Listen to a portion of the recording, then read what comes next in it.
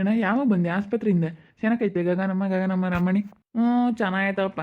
ನಾನು ನೆನ್ನೆಸ್ ಬೈನ ಬಂದೆ, ಇವತ್ತು ಬರ್ತಾರೇನ ಅವರು. ಅದೇ ಡಾಕ್ಟ್ರು ಬರಲಿ, ಇವತ್ತು ಡಿಸ್ಚಾರ್ಜ್ ಮಾಡ್ತೀವಿ ಅಂತ ಹೇಳವ್ರಿ.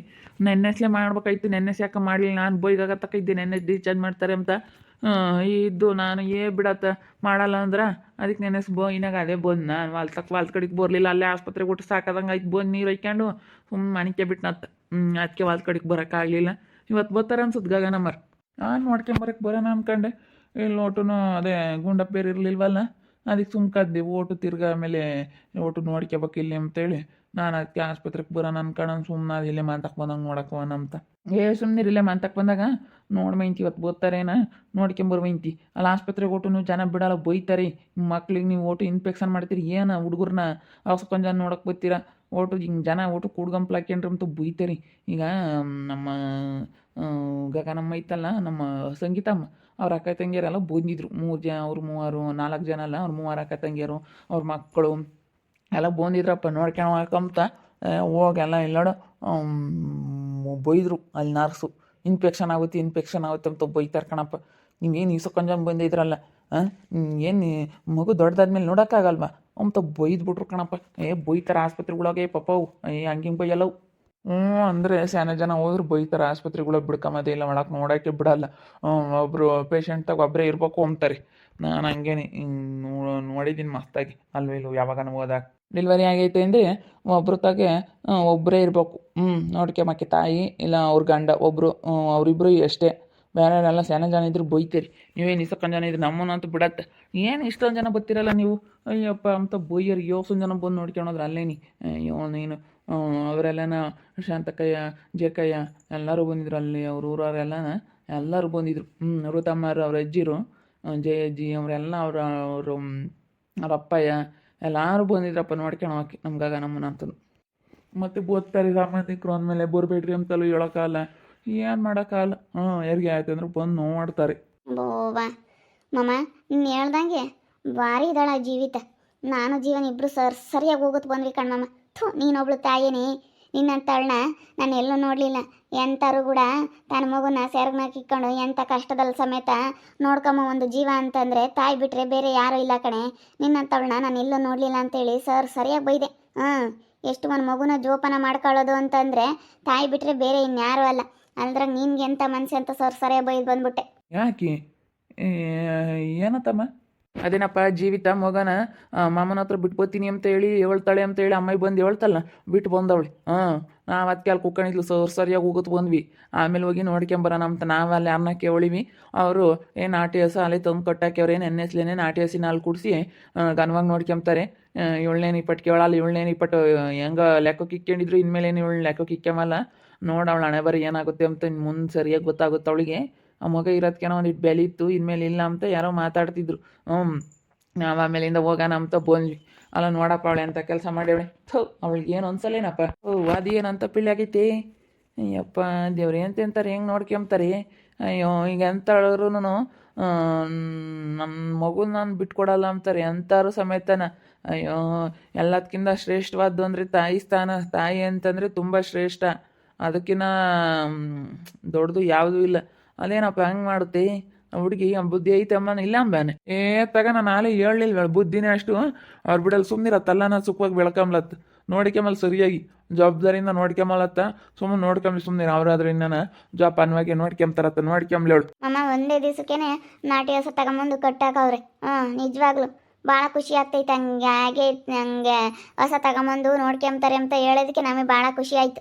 ಅಲ್ಲಿ ಕುಕ್ಕಣಿದ್ಲು ಸರಿಯಾಗಿ ಬೈದು ಬಂದ್ವಿ. ಹೋಗೋಣ ಅನ್ಕೊಂಡ್ವಿ, ಆಮೇಲೆ ಹೋಗೋಣ ಅಂತೇಳಿ ಬಂದ್ವಿ ನಾವು.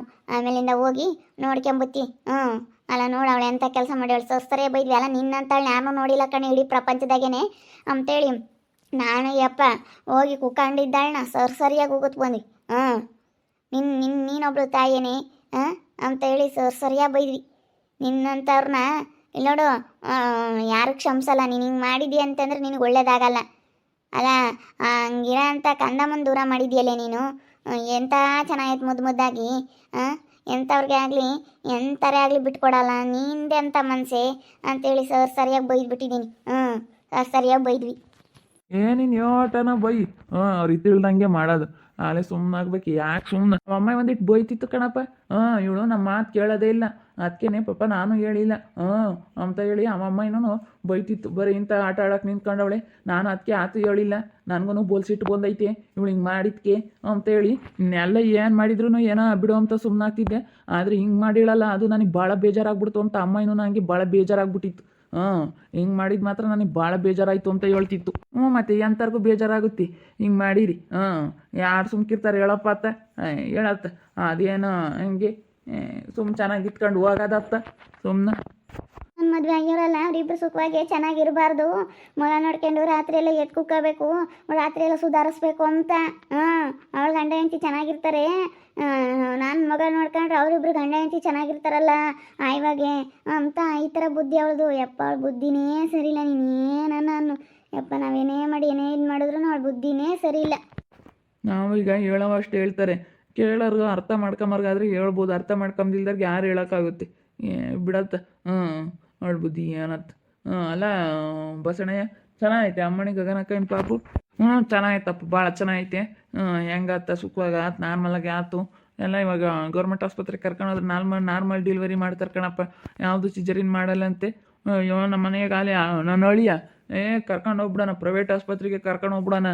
ಅವಳು ಒಂಥರ ನಮ್ಮ ಗಗನಮ್ಮ ನೋವು ಅಂತ ಅಳ್ತಿತ್ತ. ಅದಕ್ಕೇ ನನ್ನ ಅಳಿಯ ಹೆದರಿಕೆ ಬಿಟ್ಟು ಇಲ್ಲ ಪ್ರೈವೇಟ್ ಆಸ್ಪತ್ರೆಗೆ ಕರ್ಕೊಂಡೋಗಿ ನಾನು ಸಿಜರಿನ್ ಮಾಡಿಸ್ಬಿಡ್ತೀನಿ, ಆಪ್ರೇಷನ್ ಮಾಡಿಸಿ ತೆಗಿಸ್ತೀನಿ, ನನಗೆ ನೋಡೋಕ್ಕಾಗಲ್ಲ ಅಂತ. ನಾನು ಸುಮ್ಮನಿರಪ್ಪ ಆಗುತ್ತೆ ಸುಮ್ಮನಿರು ಅಂತೇಳಿ ನನಗೂ ಒಂಥರ ಭಯ. ಆದ್ರೆ ಏನು ಮಾಡೋಣ, ಅವ್ರ ಅತ್ತೆ ಅಂದರು ಧೈರ್ಯವಾಗಿತ್ತು ನಮ್ಮ ಸಂಗೀತಮ್ಮ. ಏನಾಗಲ್ಲ ಸುಮ್ಮನಿರು, ನಾರ್ಮಲ್ ಡೆಲಿವರಿನೇ ಆಗುತ್ತೆ ಅಂತ. ಹೆಂಗೋ ಆಯಿತು, ಹೆಂಗೋ ಚೆನ್ನಾಗಿದ್ದಾರೆ.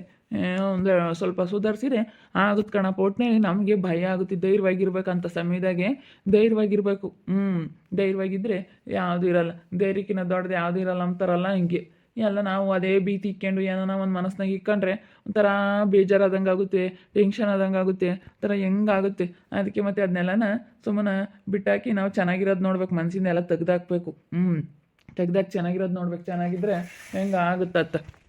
ಮತ್ತು ಅದನ್ನ ಮನಸ್ಸಿನಾಗ ಈ ಕೆಮಕ್ಕೆ ಹೋಗ್ಬಾರ್ದು ನೋಡಿ, ಹಂಗೆ ಆಯ್ತತ್. ಏನು ನೋಡೋ ಹೆಂಗೆ ತಿಂತಾರೆ, ಹೆಂಗೆ ಸಾಕ್ತಾರೆ. ಈ ನಮ್ಮ ಜೀವಿತಕ್ಕೆ ಯಾಕೆ ಬುದ್ಧಿ ಇಲ್ಲ ಅಂತೀನಿ ನಾನು.